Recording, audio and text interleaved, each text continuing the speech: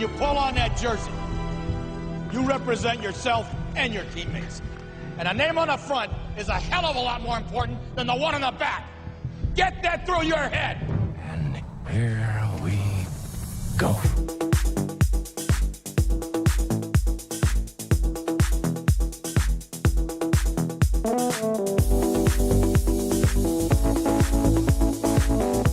And it is no good. He missed it. Are you kidding me? The season can't end like that.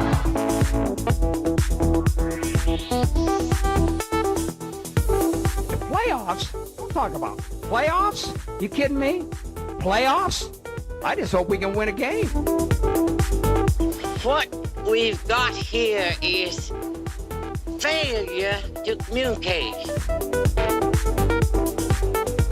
We all go a little mad sometimes. Some goofball in a hat and a red shirt. Now he takes off the shirt. He's running down the middle by the 50. He's at the 30. He's bare-chested and banging his chest. Now he runs the opposite way. He runs to the 50. He runs to the 40. The guy is drunk, but there he goes. The 20. They're chasing him. They're not going to get him. Waving his arms. Bare-chested. Somebody stop that man.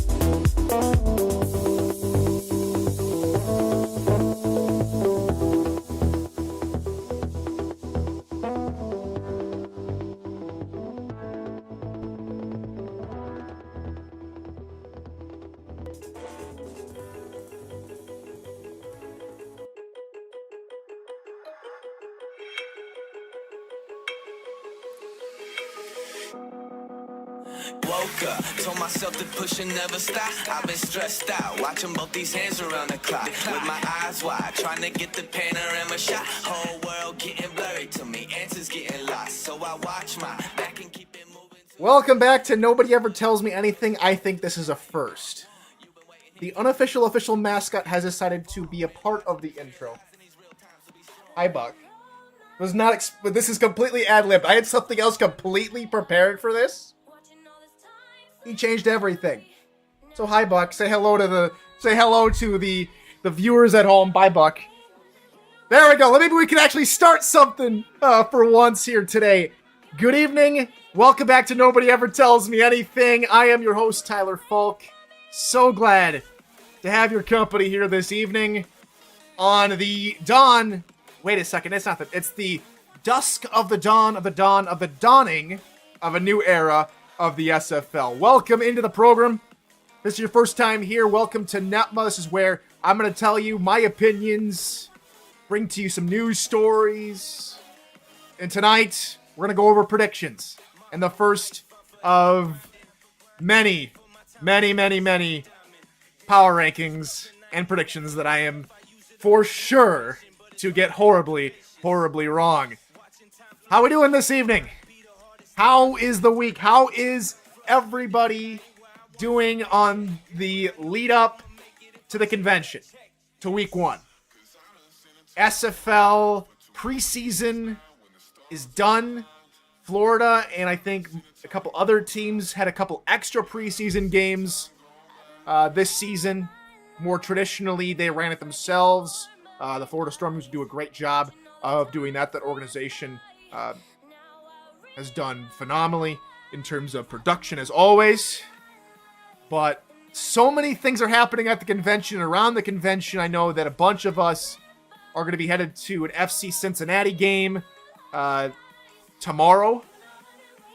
A lot of us are showing up tomorrow. I get to meet a few new faces I haven't met yet in my SFL career, including one Dave Axis and the lovely, amazing, perfect Pink Lisa. I'm probably pretty sure I messed up a few different acronyms and titles that she undoubtedly and rightfully owns. But I'm going to be seeing some old faces, of course. I'm going to see Michael Torillo. Another new face I'm going to see is my partner in crime, Brett Solberg, broadcast analyst, broadcast partner in his first convention. I'm looking forward to seeing him for the first time in person. Of course, going to see Cam and so many more of you at the convention coming up this weekend. So what is tonight going to look like? Well, as you can probably see on the left side of your screen, there is going to be predictions. In the traditional 5x5 section, which was introduced at the beginning of this show, there is going to be the power rankings. I'm going to talk about 5 teams individually, and then we'll use that last time, which we call lightning round, to discuss, more in-depthly. Maybe you guys ask some more questions, because I'm pretty sure you're going to have a lot of questions about about the predictions. And that's where the People's Presser comes in. The show questions channel in the NETMA Discord server, link to which is down below in the description, quickly became into an NFC North roundtable following last week's show. And it doesn't look like there's any new questions in there. Unless we just want to talk purple and gold and Scoldgers and Cheeseheads and Motor City Kitties and whatever the heck the Bears are called. But that's maybe a different show. That's maybe a different show that NETMA will take on. A NETMA ad-lib. Patent pending, name pending. But tonight, predictions, hope, and optimism for all 27 franchises in the SFL. We've got a lot to look forward to. This new era is promised to be a more dynamic, more fluid, a more effective play calling era, and the games in the preseason proved it. Now, we can't really take too much out of the preseason. There are plays in there from all the teams, one would think, that will not be called in the opening week. We saw a lot of rollouts, which I have a hunch will stay in a lot of the playbooks, but there are some plays that we didn't see that we will see in week 1. We're going to see a lot of closer games. I expected the preseason to showcase a lot of blowouts, and we did see a couple. 5 of the games played, of the 12 games played, were a point differential of more than 1 possession. So 8 or more points in between the 2 clubs. For the most part, we had a lot of close games. A lot of close final scores, at least. Which is a good omen for this new era of the SFL. It means that the new regulations, the new changes are working. It also means everyone is preparing, and if not prepared, to go into week 1 into battle, ready to go. That is the main goal of all of this, right? Is to be ready. Be prepared to go into week 1, but also you have to have a lot of hope and optimism going in there. We still don't know what this new era is going to look like. We have a glimpse now. We have a more defined glimpse of what this new era of the SFL is going to look like. How these teams will play. Where teams need to work on in terms of strengths and weaknesses. And what they need to game plan for going throughout the rest of the regular season. What we cannot assume is that every single one of those teams in the preseason will be good to go week 1. There will be teams that will struggle out the gate, who looked pretty decent in the preseason, but will fall flat on their face in week 1. There will teams that struggle in week 1 and may prove that game was just a preseason. We have 14 weeks of the regular season to find out who's going to be in the playoffs, and then 4 more weeks of playoffs to find out who is coming home with the first championship of this new era in the SFL. So let's get some of your predictions. Let's get some of your questions over in the NETMA Discord server. There's a lot to take in, a lot to cover. And I've only got 50 minutes, 25 seconds to cover as much of it as possible. Some housekeeping notes from last week. I know that the segmented versions are not out yet. That is unfortunately not by design. That is on time constraints with how, again, new location, new headquarters, new job here for the host of the program. we've got a lot to take care of. And a lot to take care of here on the home front as well.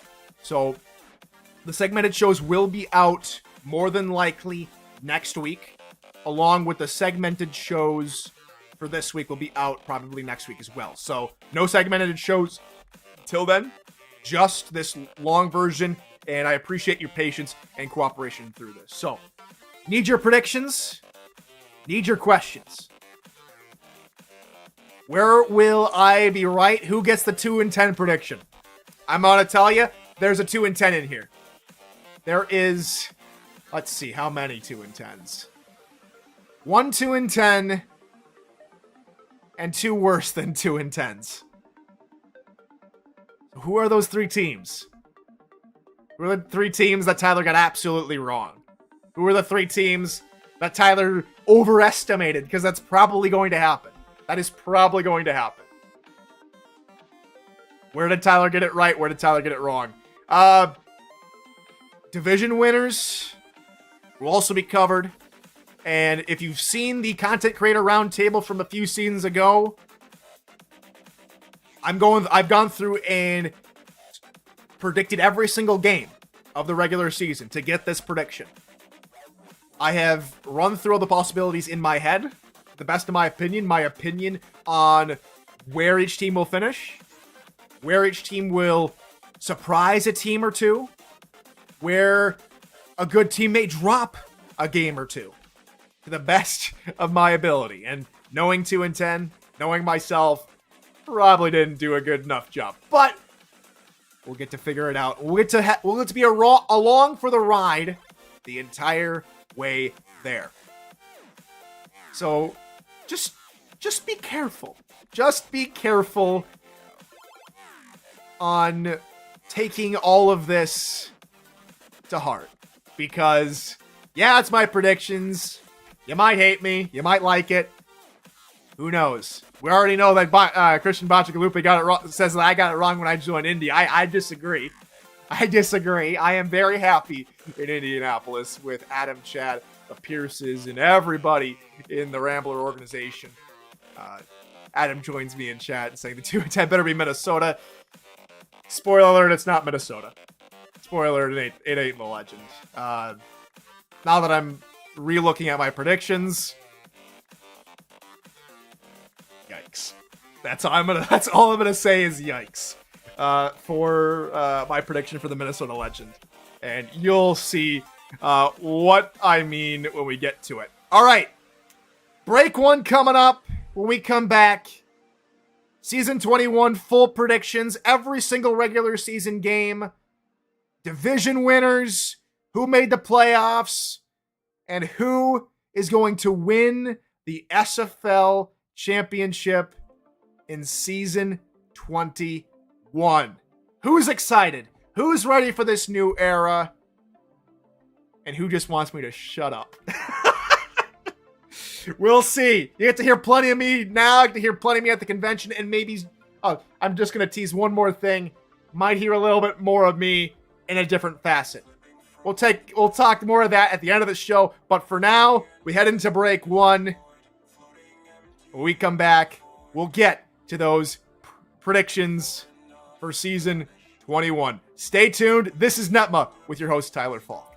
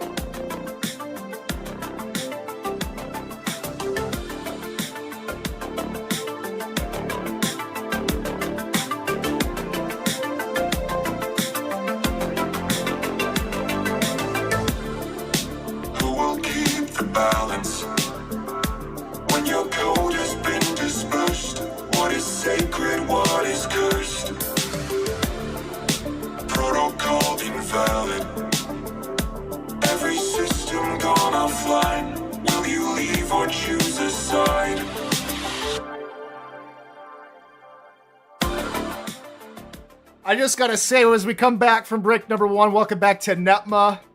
Here with your host, Tyler Falk. I think that song's got something going for it. That is Off-World by Essinger. I know one of you guys caught the a Transylvania-esque theme from last week. You guys got some better ears or Castlevania, sorry, not Transylvania, but Castlevania vibes from one of the songs last week during the break. I don't believe it was exactly from Castlevania, but you guys are probably better at guessing songs than I am.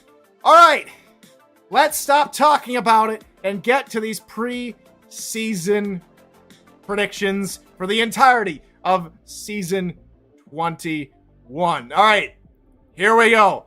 Let's start by just breaking down week 1. These are my predictions for week 1, the rest of the season from the preseason. Each week I'll do a little pick'em segment at the end of each show, but this will be the predictions and pick'em segment for week 1. So I have our Alamo City losing to Vancouver, Arizona losing to San Diego, Atlanta losing to Louisiana, Baltimore.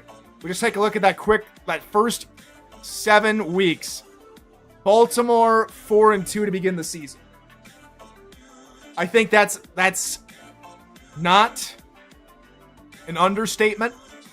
They're on the road to Florida and Louisiana. Some pretty good teams demonstrated in the preseason. I think Baltimore slips up to begin the season. Canton will lose to Jacksonville. Carolina will beat Motor City. Charleston will lose to DC. DC will beat Charleston. We talked about that. Denver loses to Tulsa. Florida beats Baltimore. Of course, talked about that. Fort Worth beats Mexico City. Houston loses to Sioux Falls. Indy will lose to Minnesota. Yeah, I know. I'm already on a bad start here for Indianapolis. That's not good. Jacksonville will beat Canton, of course. Las Vegas will beat LA, of course. SFL London is not participating. We've talked about them. Portland will lose to Seattle. San Diego beat Arizona. Talked about Seattle, Sioux Falls, Tulsa, and Denver. That's week 1.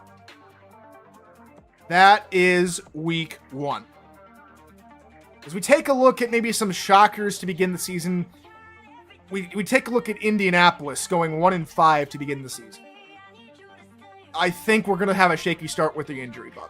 I think it's going to take us a while to get back into... I think the injury bug in this iteration of the SFL is going to really hamper some teams. And I think it's going to impact us a lot more than we think. Again, just my prediction. We take a look at everybody else, though, a couple teams that'll struggle. Talked about Sioux Falls beating Houston, but then they will struggle. Las Vegas will win, but then they got on a 4-game losing streak, in my opinion. I don't show mercy for my team. I am very critical in my predictions and my picks about my own team. I've done that with every single team, San Diego, Louisiana, now Indy, because I want us to win, but at the same time, maybe it's just the Minnesota sports fan in me. And I'm not talking Minnesota Legend. I don't want the Legend to do well, but Minnesota sports fans have very little to look forward to for every single season. The Vikings can win so many games by 1 score and they get blown out of the playoffs. The Twins have lost every single postseason game since 2001. The Wild are the Wild. They're so weird in their regard. You get the idea. And the Minnesota United, unfortunately, can't do anything. But that's just who I am as a sports fan. I have to be pessimistically optimistic, and I hope I'm proven wrong. But let's get to the final tallies for everybody, shall we? We've been looking at this for quite a while. This is where... Let's see if I can shrink this just a touch for everybody, huh? We've been looking at week 7. Let's go ahead and do... Oh, come on. Hide. There we go. There's the rest of the stats for you. So as you can see, I got one official 2-10 prediction. That's Canton. 2, 1, and 11 predictions. Los Angeles and Motor City. And remember what I said, yikes, about Minnesota? They're doing the opposite of 2-10. They're going 10-2. Some other shockers. After a very shaky start for Baltimore, there's no shock, I should say, is they go all the way to the end of the season, then they lose to Carolina. After a bye week in Carolina. For a Carolina team who will need that win. And just kind of like last year, they will find a way to win and make the postseason. Teams that we didn't see last year that'll probably make it. I think DC has a decent shot. The Revolution have a decent shot. They have to take care of business early, though, in my opinion, if they really want to be a part of the postseason. San Diego will probably make the postseason. Tulsa will probably make the postseason. And I think for the first time since we've gone to 28 teams, we will see a 6-6 team make the postseason.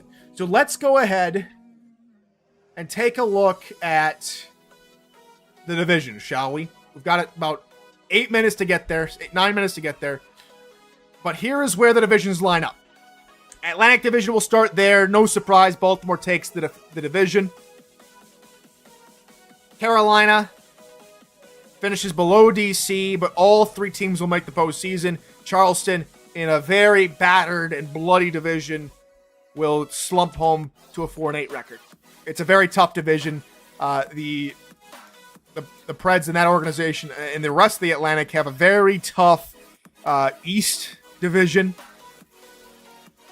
but they should be able to pick up some points against the North division. So 4 wins, I think, for Charleston is pretty decent. Meanwhile, that North division, no one makes it out of the North into the playoffs. I talked a little bit about it last week, but Canton Motor City have a lot to prove this season. I don't think they do enough. Queen City, though, has a remarkable season, a remarkable turnaround for that organization, but they will miss the playoffs at 5-7. They will win the North, but lose the war in that regard. On to the East Division, the Storm will run away with it. I think the Storm are legit, and they have a solid chance of potentially going 12-0 this season. It starts in week 1. It starts with the first game of season 21. They have to beat Baltimore. I think they will.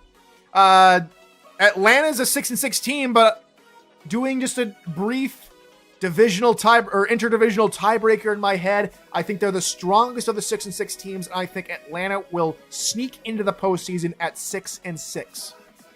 That's a far cry from when I called them going 2-10 a few seasons ago, eh? All right, on to that Tex-Mex division, a.k.a. the South. Alamo City, I think, in fact, on paper, have one of the strongest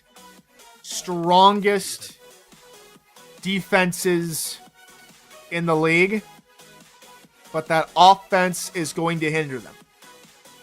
They really pushed hard with getting a lot of pieces in the defense with drafting and free agency. Alamo City, I think, take that division. Fort Worth and Houston and Mexico City fighting for scraps in the South this season. Central Division, Minnesota takes the division. Indianapolis misses out after making the playoffs in the previous season. Tulsa makes the playoffs this time around. They flip-flop with Indianapolis, and Sioux Falls misses out at 6-6. Still a solid division where no one can be taken for granted in that division. And like I've said a couple of times in the lead up to all this, easily the records could be swapped. Easily Minnesota could go 2-12 if they're not prepared. But even though they're heated rivals, respect has to be given to good organizations. Minnesota is one of them. Sioux Falls, I think, have a slight turnaround, but they will not make the postseason this time around. Tulsa, we talked about. West Division, It's an Arizona land, and we know it. Denver, Las Vegas, still fighting. San Diego makes the playoffs. Pacific, it's Canadian territory.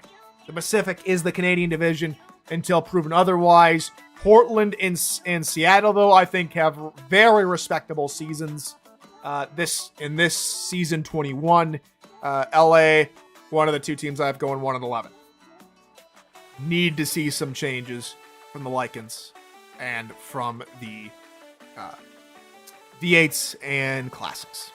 New head coach, maybe for Kent, maybe that gives him an extra win, but I don't see him getting more than that. It's a very tough schedule for that North Division. They're not making too much headway this season. On to the playoff seeding. I briefly talked about it, but doing some divisional tiebreakers and a couple other slots. You see that DC goes 9-3, but goes 7th because of tiebreaker. Because winning record, I don't remember the exact tiebreaker, but I think 5-7 will not be enough for the Corsairs, even though they win the North, to be included in the postseason. And so this is what it looks like. This is their seeding. Florida number 1 seed, Vancouver 2, Minnesota 3, Baltimore 4 again this season. Arizona and Alamo City finish out the division leaders at 8-4. DC, San Diego, Tulsa, Louisiana, Carolina, and of course the tiebreaker at 6-6 being Atlanta. In my opinion, that's the playoff seeding. Teams that don't make the playoffs, of course, not participating. SFL London will have the number 1 pick, that organization, next season. Motor City and the rest of the 2-10 pluses will be in the bottom, get the first 4 picks for season 22. All right. Time now for my SFL champion for season 21. You guys aren't going to be able to see this. Let's shine some light on the subject, huh? Let's hide. Very, very prepared. I was talking about prepared being in the intro. Definitely not prepared at the moment. Anywho. Oh, come on. Is this really going to do this to me? All right. You guys can still see it, right? No? Okay. Let's fix that. Columns. There we go. Now you can see the team in all its glory. The SFL champion in season 21 will not be Baltimore. Please welcome back the Florida Storm. I think they are the most balanced team. I think they'll have it right for this season.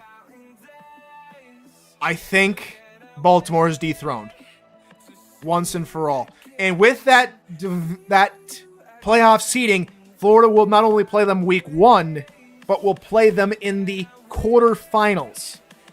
We're not even playing the quarterfinals. They'll probably meet in the semifinals. And that is where the Storm will take down Baltimore, and then they will take down whoever they meet in the championship game. Florida are my season 21 SFL champions. All right, when we come back, we get to your questions here on NETMA. When we come back, break number 2. We'll get to the People's Presser. When we come back, stay tuned.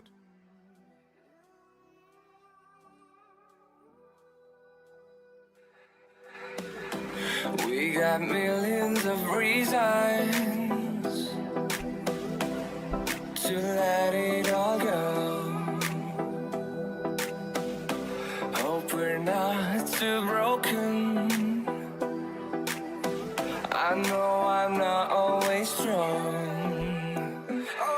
And I've been counting days to get away, to see you again, see you again.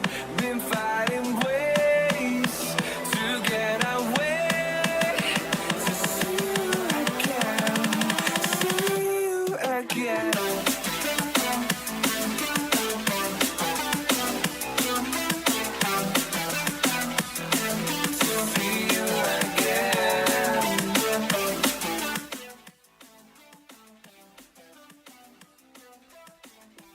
Welcome back to the program, otherwise known as NETMA. I am your host, Tyler Falk. Welcome back to segment number 3 here of the show. We just talked a lot about my preseason predictions, and already a lot of you are pointing out, yes. Florida were 1-3 in the preseason. Thank you, DB. Yes, they lost a few pieces. But in this new era, change is going to matter. Change is going to do a lot of things. Ask me a few questions here in the Show Questions channel over on the NETMA Discord server. Link to the description is down below, because it's time now for the People's Presser, where you guys ask me whatever's on your mind. What kind of questions do you got for me? Because right now, it's a whole bunch of NFC North topics right now. I could go on day and night talking about the Vikings. But we don't want to get into that. We want to talk SFL. Speaking of NETMA, another housekeeping notice for everybody. Last I checked, there's 144 of you wonderful listeners subscribed to this channel. Thank you so much. If you're new to the channel and like what you hear and like what you're seeing, go ahead and click that subscribe button and go ahead and leave a like for me if you would, please. Let's get to 150 and maybe many, many more. But even for being here, ladies and gentlemen, thank you for being here. Thank you for listening from wherever and whenever you are partaking in the program. So we're getting a few questions rolling in now here into the Show Questions channel in the NETMA Discord server. First question was, will Nicholas Frossel be Defensive Rookie of the Year? Asks Nicholas Frossel. Maybe. There's a lot of good defenders. Melodious Manning could have a decent run of form for Indianapolis. Of course, we've got a few different. We've got Alamo City, who are extremely deep, like I mentioned earlier in the program. A lot of very talented, if used properly, defensive rookies. So in this new era, it's completely up for grabs. Who will be the rookies of the year? Who will be the MVPs of the year? Though it might as well go to a few of the running backs because of how competent the running system is compared to the previous 20 seasons of the SFL. What else do we get? Mr. Torillo asks in the chat, I'll answer this one from Torillo, even though it's not in the Show Questions channel. The most surprising thing that will happen at the convention this weekend, it could be a game or something outside at the moment. The most surprising thing that will happen. That's a great question. A few different people wearing different jerseys, maybe a couple Nashville SC jerseys, a Charleston jersey, and a Minnesota United jersey will walk into FC Cincinnati and come out unscathed. That's the most surprising thing that will happen coming up. Josh Circlewood hit a hole-in-one in simulated golf, and let's see, Dave Axis gets pied by Eddie Gage. Completely out of left field. That's probably the most surprising thing that happens. What else we get? What will the key position be on offense and defense in 4K 24? The most key position that will be on offense will be that offensive line, and respectively on defense, the defensive line. We saw it in the preseason. How many plays were impacted by having a full contracted offensive line? I'm really looking forward to seeing what the offensive lines can do against defensive lines who aren't that developed. I think it's going to be a real eye-opener, and we're going to see a lot more people go after offensive lines in the first 10 picks of the upcoming draft, because it's going to turn a lot of heads. And so it's going to be on the defensive line to battle in the trenches, to get into the backfield early and often, to get it done, to stop that running game and get pressure on those quarterbacks. We saw in the preseason what pressure can do. It really it really throws quarterbacks off their groove if you're able to get into the defensive backfield. Dion Hawkins in chat says, what's the over-under on how many people get hurt trying to play flag football? 3. I'm thinking 3 people get hurt in some way. I'm thinking minor injuries, like busted knee, scraped knee, I should say, not completely busted knee. I don't know. I'm thinking over-under at 3. Just minor cuts and bruises in that regard. Somebody goes too hard and bumps into somebody, and they collide and have a bruise in a non-contact sport. Flag football's non-contact. So I'm thinking 3, because a lot of folks are gonna say and they've already been said, is I was a premier star in high school. I'm going to try and push my now 15 to 20-year-old body to that same limit and realize that it's not at that same level in that regard. But I think that's the over-under for 3 injuries at the flag football for flag football. And no, I will not be playing in the game. But I bought flags, I bought whistles, I bought a certain jersey to become the R62 of the flag football game. I'd love to play. If there's any people that love to take over for me as the head official, by all means, I'm more than happy to give it up. Other than that, I plan on being the head official for the flag football game.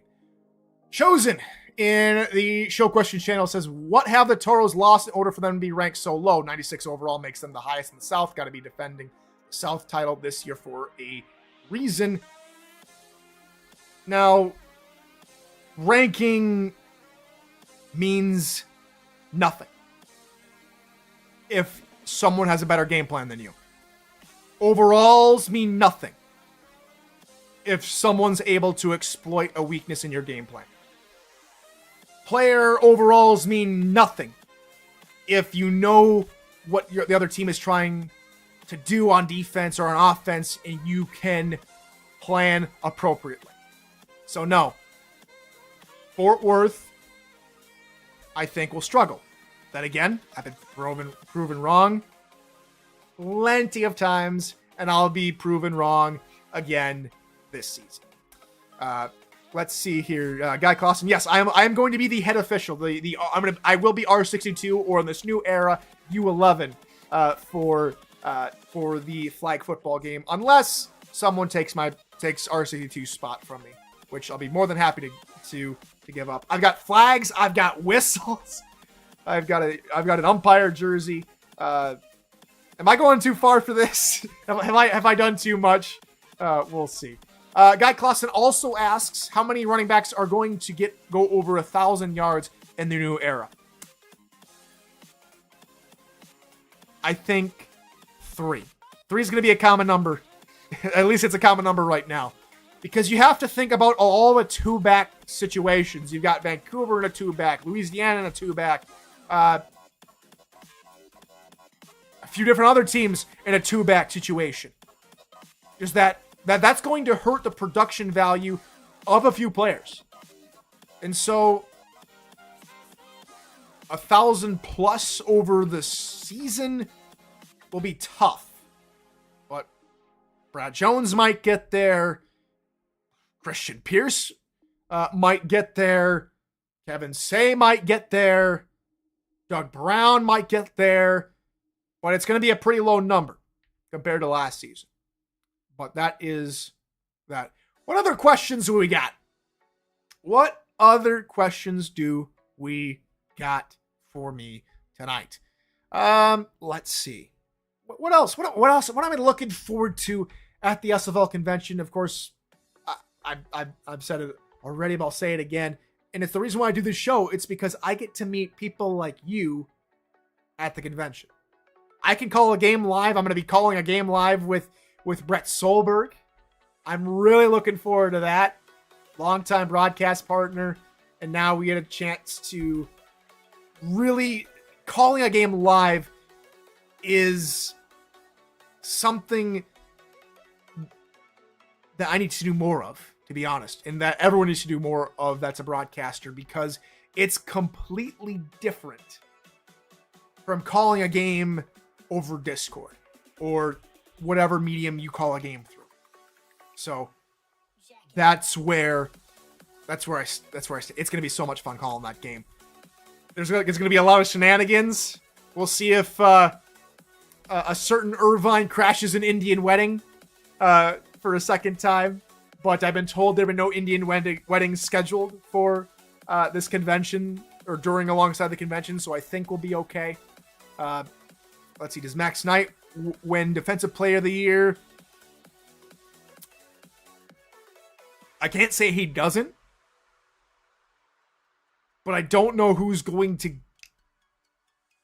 pick it up inside. Maybe defensive back. Maybe has some crazy numbers for interceptions, but we haven't seen a whole lot of interceptions. We haven't seen a whole lot of craziness go on. So we'll see. Let's see. We got maybe one more question, maybe two more questions coming in. What is my dream convention location?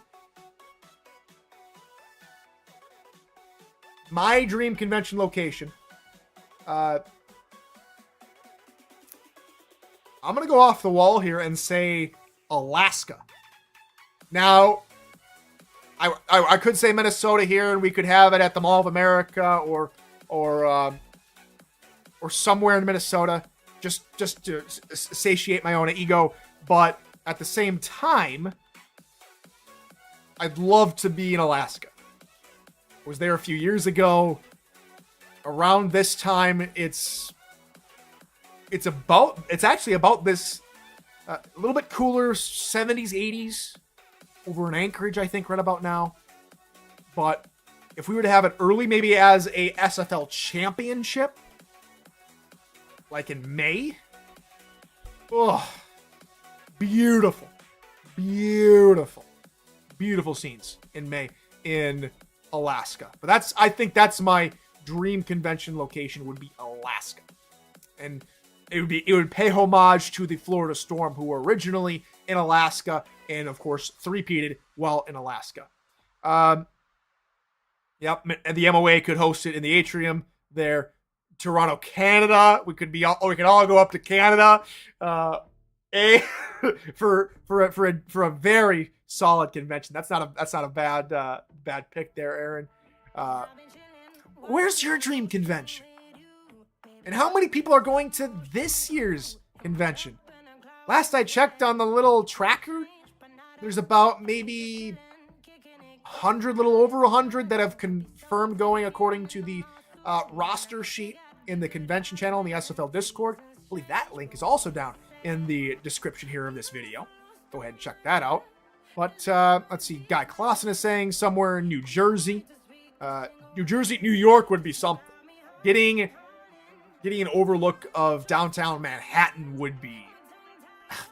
that would be insane. That would be real insane. Probably have to do a draft from Manhattan, I think. That would be something. Wichita, Kansas, says Timothy Shea.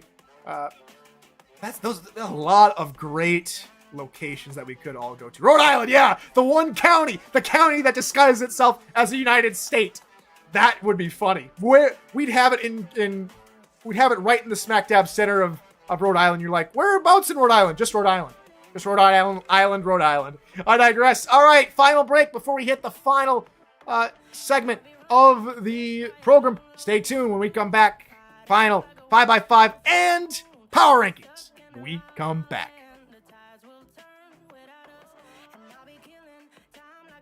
Be a cartoon, take it in real life like haiku. I know we got the good vibes when pieces fall right into place. Even if I lost all my money, the zero runs deep, honey. And I don't need to speak a single word, 'cause you got me holding, holding. Even if my jokes aren't funny, my tongue tied up on it. And I don't need to speak a single word.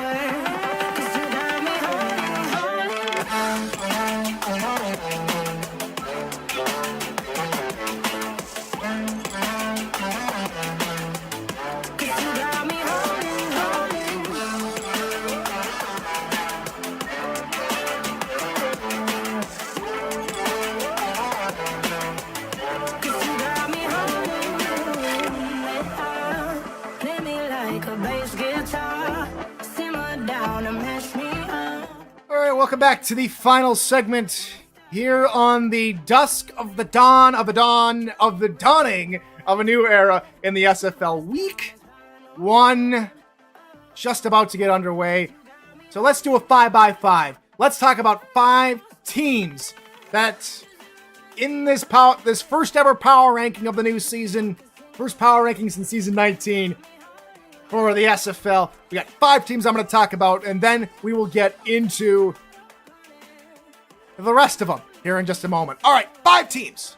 5 teams I'm going to talk about real quick. Number one team I'm going to be talking about. It is the... Let's go with the Las Vegas Fury, shall we? They were in the one official preseason game. Las Vegas were handed a pretty decent loss to Tulsa. It was not the greatest showing from Las Vegas, and allowing 4 rushing touchdowns against BDG. Or no, they just lost Tulsa. There we go. Couldn't stop the defensive pressure from David Ware, and they just hadn't had it all right. Las Vegas struggle. They're number 24 in the power rankings for week 1.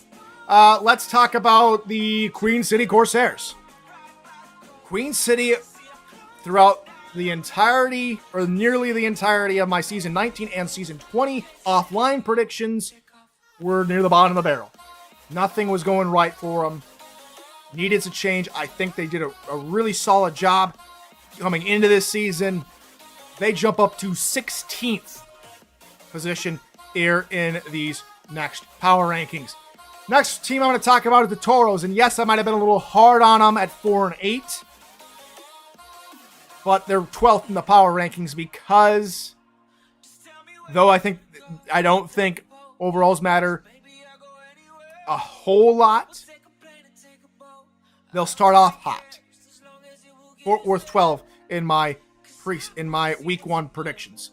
On to Mexico City, though I don't think they will also do well. They are right above Fort Worth in 11th spot because the Tex-Mex always starts out hot. They always have a decent showing to begin every single season. So Aztecs, number 11. Got 2 more teams to get to, or 1 more team to get to. That is going to be Alamo City. They've picked up a whole bunch of pieces. They have depth. They have a shot to bring some noise. They are 6th here in the week 1 power rankings. Let's take a look at the full one and get your guys' reactions, shall we?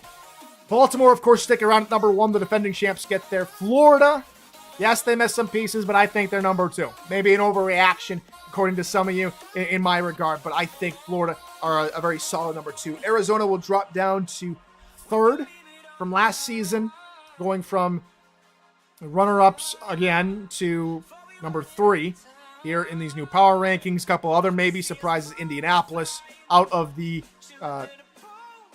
predicted playoff finishing order at the moment. The injury bug has me scared. Has me scared for the first couple of weeks. You saw it in the full predictions. By the way, those predictions and these power rankings will be in the NETMA Discord server. So if you want to go check those out here after the show, or take a deeper look into them, if you will, go ahead and jump in there. They'll be in the NETMA Discord server, link to which is down below. What else do we have here that might pop out of a few different people? Of course, the teams that I thought were not going to do so hot. LA, Canton, Motor City are down there at the bottom of the table, and we'll see what happens. Again, week 1, we're going to see a lot of moving pieces in week number 1. Take this with a grain of salt.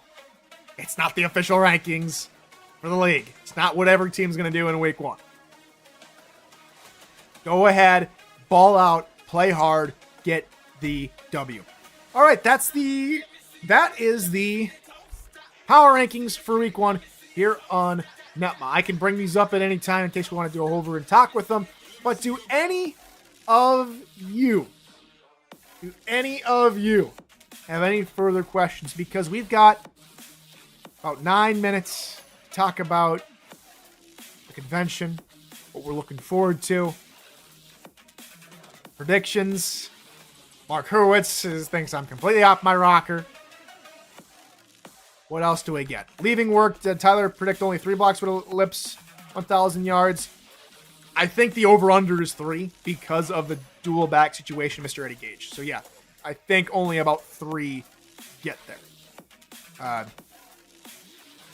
Based on both backs in each system getting an equal carry load in that regard.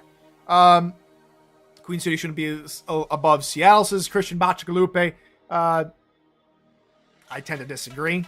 I think they're going to shock some folks this season. But yes, no, this is all in good fun. This is all in good fun. Why did I miss the preseason, or did I miss the preseason, or what game we're running? The preseason means little to nothing in a lot of regards. And especially we talk about Florida, for example, who played 4 preseason games. One of those was an official preseason game. So that's more of what we're going to expect. I don't know. I didn't tune into those Florida games, but those might have been more generic playbooks more than anything. DB says we're going to have at least 5 running backs to 2,000 yards. That the 2 halfback system doesn't mean anything. It's a good prediction. We'll see what happens. Maybe they will. Let's see what else we get. Oh, before I forget, because everyone's going to be doing a lot of traveling this weekend. Everyone's going to be doing a lot of flying, driving. We're going to be partaking in a lot of different activities. I, for one, ask that everyone be safe in their travels. Be responsible in whatever activities you partake in, whether it be partaking of a very tasty beverage. If you are looking for trouble, it will certainly find you. So, big PSA, public service announcement from me to all of you. I want to see you at the convention, and I want to see you get home safely. So please stay safe on the roads and in the air going to Cincinnati, Ohio for this convention. Let's see. Christian Bachalupi says, should have been more podcasts for everyone to listen to on their travels. That's the idea. That's the idea of bringing this show back. More things for people to listen to and diss. Aaron Kozak says, who are the 3 running backs? I don't know. I can't pinpoint 3 of them.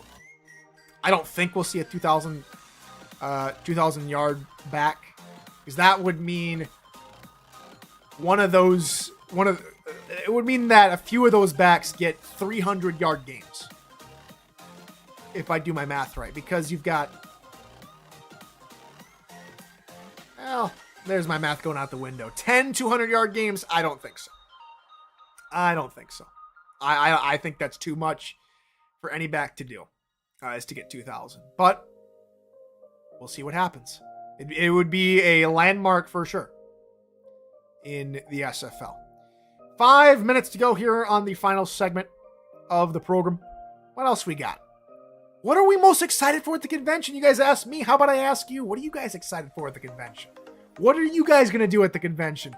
Who are you going to talk to? Are you going to flip my flat cap off my head while I'm there? What are we going to do? Who's going to the golfing event? Who's going to play in the flag football game? Who's going to watch the flag football game? Who's going to ref the flag football game? Who's going to be the scorekeeper of the flag football game? There's a lot of questions that we have yet to ask to get everything ready for that game.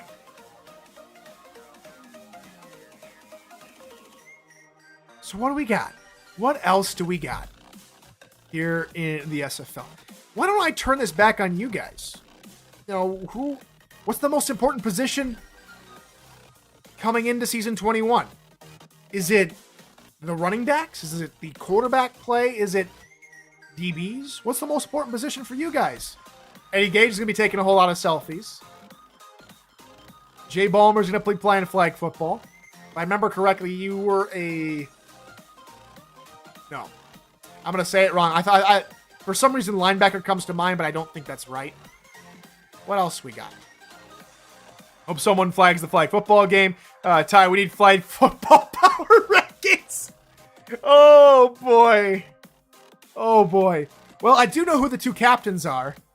And let's just say let's be ready for anything and everything with who we've got as captains for the flag football game. Power rankings.